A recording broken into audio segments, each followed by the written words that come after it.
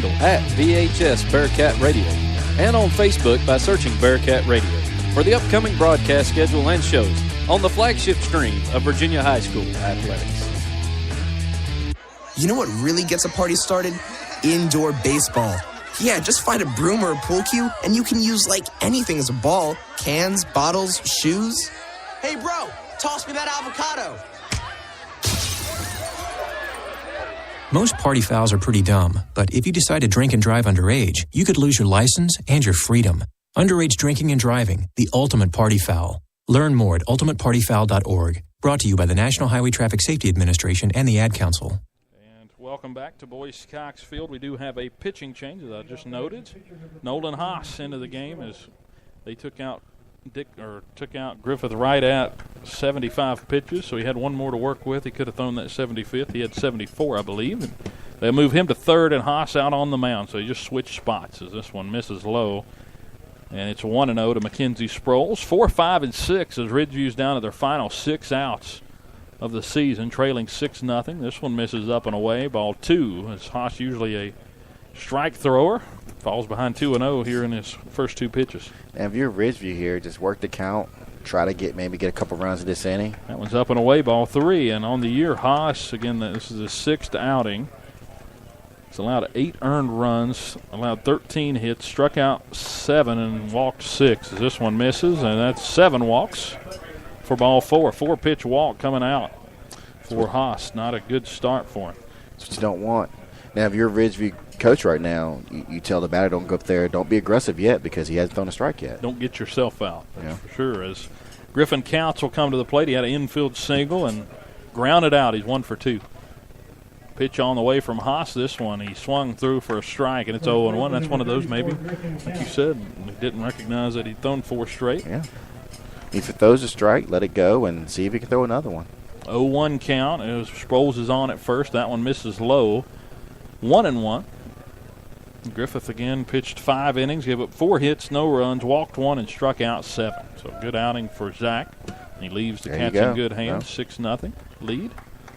So they'll have him available for the championship game on Thursday now, if everything pans out. So that's what you wanted to do. I don't think you probably, being the 1 seed, you probably didn't want to be playing into the 6th inning of this game. Right. From an honest standpoint. But Ridgeview's played well today. Yeah, and I mean, postseason, you just want to get in. I mean, anything can happen.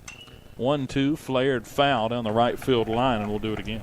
I mean, postseason, I mean, anything happens. You know, it's all about seeding, and, you know, you see a 4 seed playing a 1 seed, and you automatically think, well, the 1 seed's going to win. But, I mean, some cases, I mean, like I said, battle Lebanon, that's a 1 versus 4. Lebanon's a really good team, and they have an ace. I haven't got an update on that one. Need to look as they'll throw over. Nearly got him. They call him out. What a throw over by Nolan Haas to get the out. They pick off Sproles for out number 1 of the inning, and there's a 1-2 count on the man at the plate counts, and Nolan Haas showing off the move to first there. But, you know, that's what I'm talking about. Like, if you were a pitcher, if you would just throw over there every now and then, you never know what could happen. Kind of caught him sleeping there. Nolan Haas gets a strikeout there swinging. So he goes from a runner on first with 1 out, with nobody out, to 2 outs and nobody on. I think that pickoff, just something that simple, kind of maybe put the nail in the coffin here now. I mean, it's just kind of like Ridgeview. That was our now you're chance. Down to your final 4 outs. That was our chance to get something going. 2 down and a big swing through and a miss by Mason Jones. He's 1 for 2 with a single on the day. But I was wondering, I was going to say, you know, is Ridgeview got a runner on and they're going to be aggressive. And again, I don't blame them. You got a young pitcher on the mound. He was struggling just to throw strikes there for a little bit. You know, put pressure on him. You know, try to steal a base and see what he does. But he's come back strong. Called strike 1 and 2. You know, talk about a bounce back after walking the first hitter on 4 straight. I just feel that pickoff was a huge momentum shift back to us now. And strikeout there. There's another one. Nolan Haas rolling as he gets a swing through strikeout. He faces the minimum in the inning after giving up a leadoff walk. No runs, no hits, no errors, and nobody left on. 2 strikeouts in the inning for Nolan Haas. Let's check through here some of the scores. Again, girls varsity lost today 6-1 to Ridgeview. Their season is over for the Cats.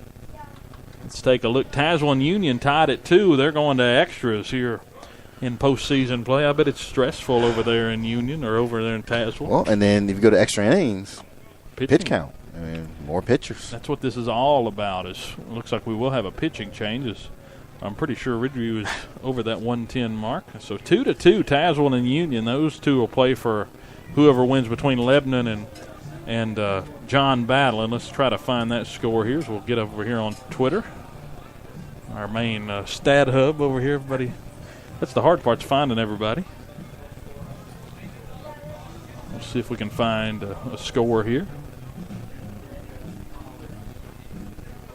Not seeing anything at the moment. See if John Battle's got anything. So that one in extra innings. So stressful night over in Tazewell. Well, somebody knows the score for Battle or yeah, you Lebanon. Should tweet us in the score. See if we got it here. John Battle was hosting Lebanon today. 5-4 Battle leading at the end of 5, so that one's a nail biter over there as well. 6-0 here. Tyler O'Quinn now pitching. So that one's coming down to it. The winner of that one will play the winner of the other game that's really close, Union and Tazewell. So we'll see Lebanon and John Battle, see who can survive that one just up the road. This one a little too close for comfort for me here at the ballpark. 6-0 Cats leading. And at the end of 6 now, John Battle still leading 5-4.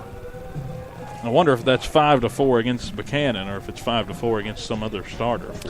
If they've got 5 runs on a lefty with those 86, they deserve to be moving on. So if they do, then that's going. I think that's going to be a tough matchup. Yeah. I'm pretty sure. Just think he didn't pitch today, and they're trying to save him and see what happens, but you got to get past that first round, though.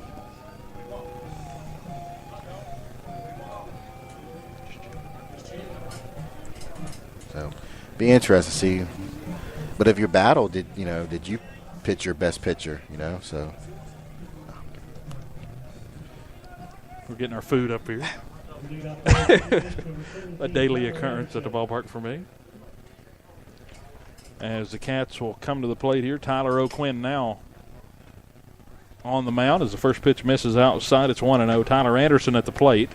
Cats lead 6-0. So a lot happening in this region right now. Some tight games with some big-time names, some teams that you're used to seeing late in postseason play. As that one's a called strike, 1-1.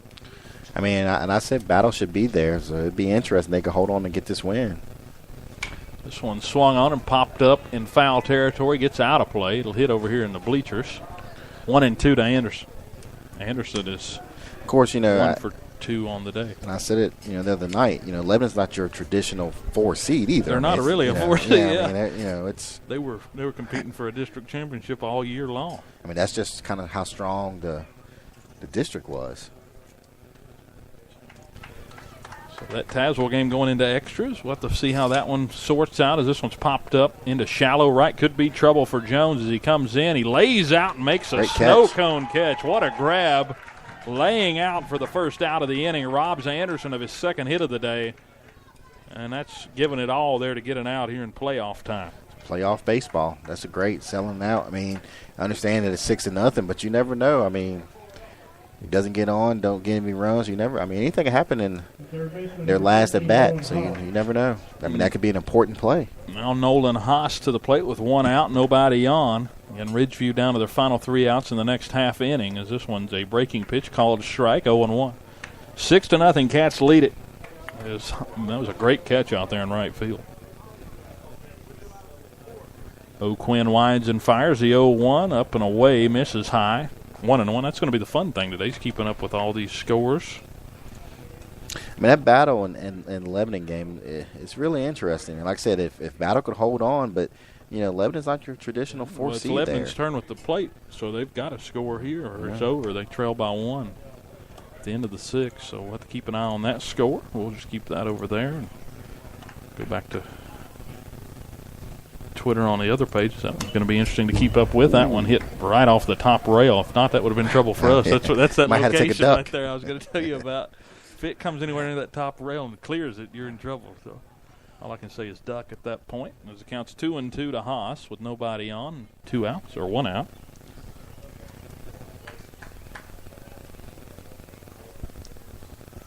This one inside corner, called strike 3. That was in on the hands, but too close to keep the bat on your shoulder, and Haas is retired. It did come back. I don't know if I thought it was more inside, but it did come back to the plate a little bit there. But I guess it was too close to take with 2 strikes. Mackenzie Sproles again pitched to starting pitcher. He went 5 innings, gave up 10 hits, 6 runs, walked 2 and struck out 2, and also hit Bobby Medley twice. He didn't hit anyone else but Bobby. But that one misses down and away to John Malumba, who's hitting for Jared Mouse. Playoff baseball. If you get hit, that just means you're getting on base. So Malumba, the freshman, getting a chance to whack here. That one missed up and in, 2-0. Michael Bradley on deck. Jamie Lathrop in the hole, 6-0. But if you're the Bearcats here, John's come up with some big hits for us. I mean, what kind of luxury is that to have some of these kids on the bench for you? He's come up with some big hits. Luxury to have Michael Bradley to play shortstop with Zach is pitching, and just things like that. Not every team, we talk about having pitching, but sometimes your best pitcher is like maybe your best shortstop. So then, you take him out of playing shortstop, and then you got a kid over there who's not as good, kind of hurts you too. 3-1 the count to Malumbas. This one's fouled into the Ridgeview dugout. Now 3-2, a full count coming to John. We have a final score to report in Region 2D as John Battle is defeated Lebanon 5-4. They're at home, so Lebanon gave it a good test. Their season has run out of steam, though, in Bristol. This one's flared into right center field, and it should be extra bases for John Malumba as he chugs around first. That might be 3. They're just getting to it. Malumba turning towards third now, and he'll be waved on through to third base, and he's in with a triple. But that is the difference between 3 triples in the ballgame for the Cats. But that's the difference between our team and other teams. A gapper like that, you got to be thinking 2 bases at least, and then when you're thinking that, sometimes you get a triple because it takes time for those guys to get to the ball and then get it back in. So John Battle, we could say, survives over Lebanon. We knew that was going to be a tough game, and it was. But you wonder if Lebanon pitched their ace. To give up 5 runs against John Battle, it's doubtful. But if they pitch their ace, trying, not pitching them, trying to save them for the next round, but you got to get there, and they didn't get there. So you just kind of wonder if that's, if they pitched them or not. Again, the 4th region game didn't get played today. That's why Central and Grayson, the winner of this one, will play that one. Because that one misses, or actually called strike down and in. It's 0-2 quickly to Michael Bradley. We have our first final as Battle comes out victorious, 5-4. Here's the 0-2. This one grounded up the middle. That's going to be another run. And it's 2 outs, and they're not going to pick it up in time to get the out at first. And 1 run scores, and it's 7-0 Cats. A little insurance here as it's a infield single and an RBI for Michael Bradley. Not a hard hit ball. It slowed up in the wet grass, but it'll be an RBI nonetheless. Then after a triple with 2 outs, the Cats manufacture a run. And that's the frustrating thing about baseball sometimes. You can get hit the hardest ball and hit it right at somebody being out. And sometimes you just kind of hit that perfectly placed ball, and it's a base hit. 1 run on 2 hits, both hits with 2 outs here in the 6th inning. And it's 7-0 Cats as the number 9 hitter, Jamie Lathrop, comes to the plate, and he'll try to push a bunt out in front of home plate. That's a hit. Fielded by O'Quinn. He'll try to go over, not in time, and Jamie Lathrop beats out a bunt single. His 2nd single of the afternoon, first of the bunt variety. Did try to put down a bunt earlier and got caught as he popped it up. So back 3 straight. Bearcats have reached base here, and Virginia High threatening to further push this one out of reach. I admit that play was a little bit closer than I thought it was going to be originally. Yeah, O'Quinn came down and tried to field it out in front of the plate. I was surprised Blankenship didn't make a bigger play on it, the catcher. It's a lot easier to come up out of the chute and throw down first as a catcher, because as a pitcher, you're running away from everything. Yep. That one misses away to Bobby Medley. It's his 5th plate appearance of the afternoon. He's been hit twice and has a triple. He's 1 for 2 officially. He scored once. As it's now 1-1, it's called strike in on the hands. So Cats have had some big innings, but really the runs haven't come today. They've stranded a man at least one each inning. And it's kind of rare to look out there and see if is it 10 hits right now? And only 6 runs. This one is